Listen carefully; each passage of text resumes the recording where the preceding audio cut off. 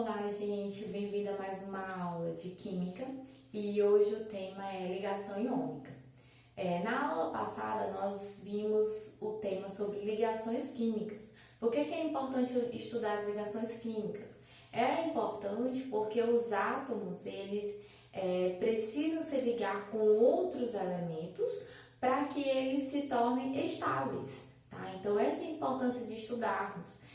Com exceção aí a gente viu a questão lá dos gases nobres, que eles são estáveis, né? Que eles são encontrados de forma isolada na natureza, eles não se ligam com outros átomos porque eles já têm essa característica da estabilidade, tá? Que é a presença de 8 elétrons na camada de valência.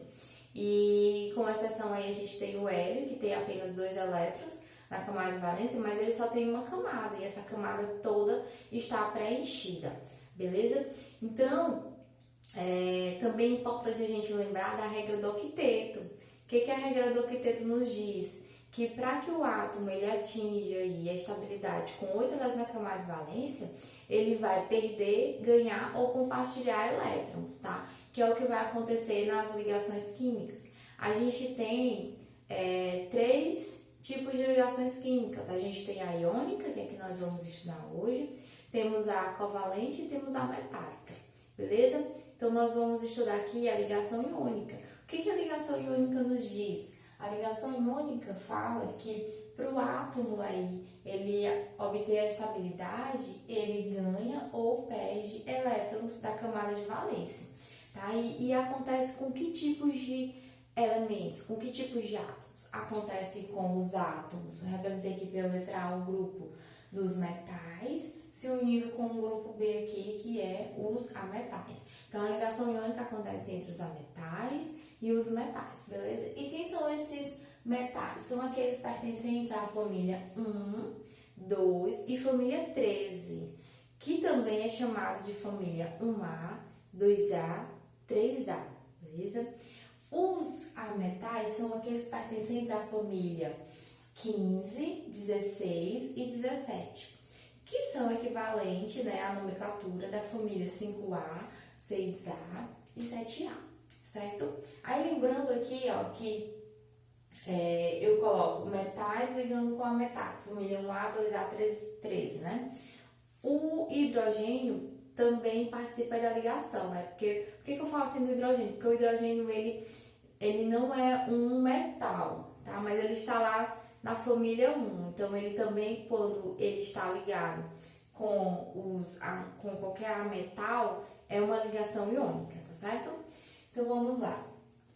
Os metais, eles sempre perdem elétrons, certo? Então se eles perdem elétrons, eles vão se transformar no íon positivo. Por que o íon positivo? Porque no início eles tinham a mesma quantidade de prótons e a mesma quantidade de elétrons.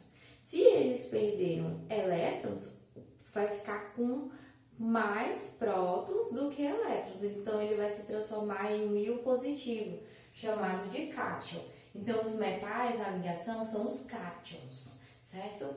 Os ametais, eles vão ganhar elétrons. Então, no início, ele tinha o mesmo número de prótons, o mesmo número de elétrons. Mas aí ele ganhou elétrons. Então, ele vai ficar com mais elétrons. E com isso, ele vai se transformar no íon negativo, chamado de ânion.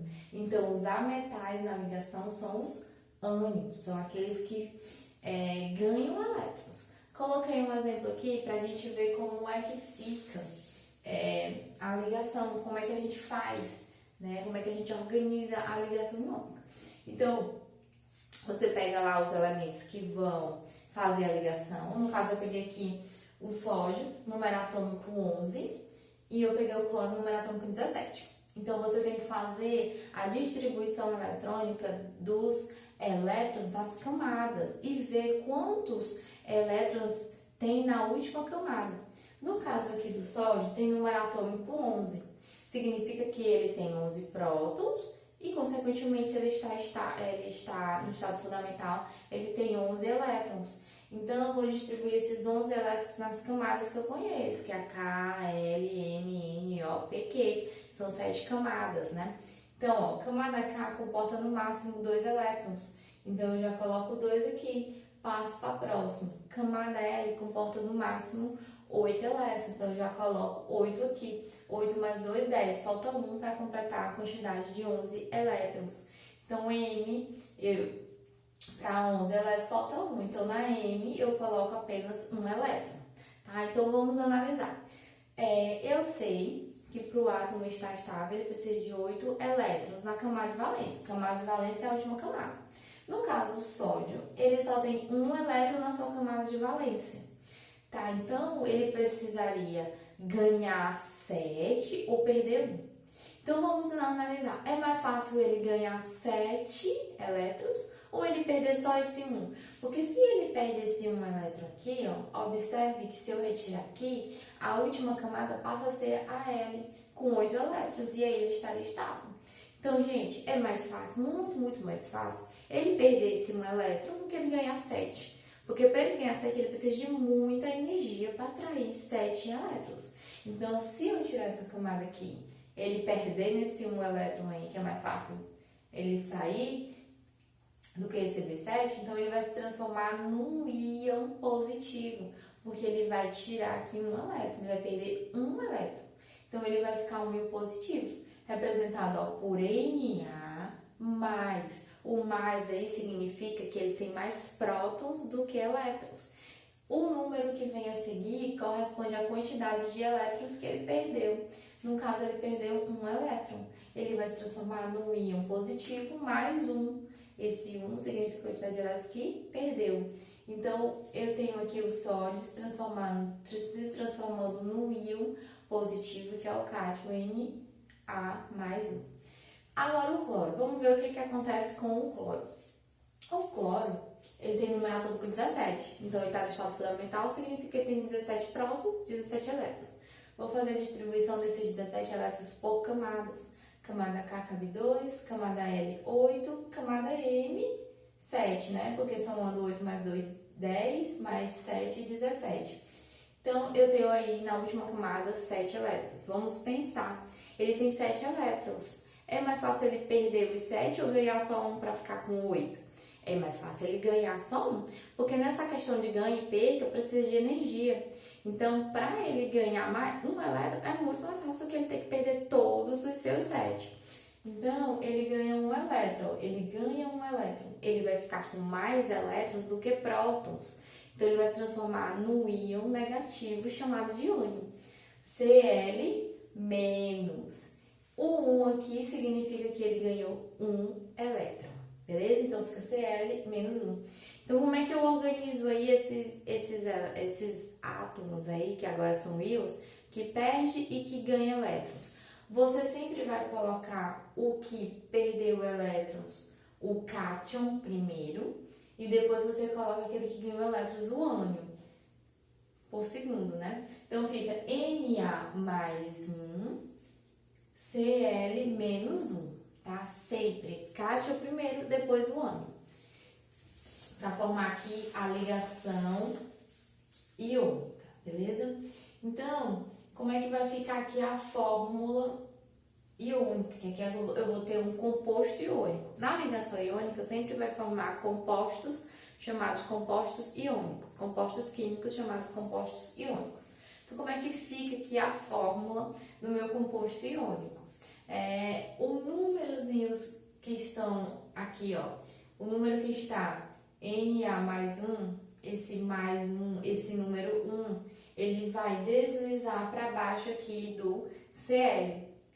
E esse -1, esse número 1 aqui do Cl, vai deslizar para baixo aqui do Na. Então, vai ficar Na1, Cl1, tá? Então, fica um átomo de sódio ligado para um átomo de cloro. Beleza? Isso aqui nós vamos fazer exercícios, vocês vão ver como é que acontece aí essa questão do deslizamento desses valores, tá? Então, é assim que acontece. Fórmula de Lewis, também vimos lá na aula passada sobre a fórmula de Lewis. A fórmula de Lewis nada mais é do que a representação aí do teu átomo e colocando o símbolo e colocando a quantidade de elétrons que eu tenho na camada de valência, tá? Então aqui eu tenho o sódio, ele só tem um elétron na camada de valência. E eu tenho o cloro, ele tem 7 elétrons na camada de valência. Então eu coloco 7 bolinhas e no sódio eu coloco uma bolinha. Como é uma ligação iônica, ele vai perder elétrons, eu coloco uma setinha aqui, ó. Como se fosse esse elétron do sódio pulando para o átomo de cloro.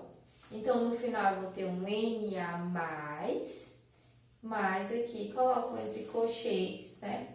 Cl- e aqui eu coloco os elétrons, que ele já tinha 7 elétrons, e aqui o elétron que ele ganhou. Então, gente, a nossa aula é essa, tá? Então, leiam o livro texto, façam a atividade proposta, que na próxima aula nós vamos exercitar aqui questões sobre ligação iônica. Até mais, aguardo vocês!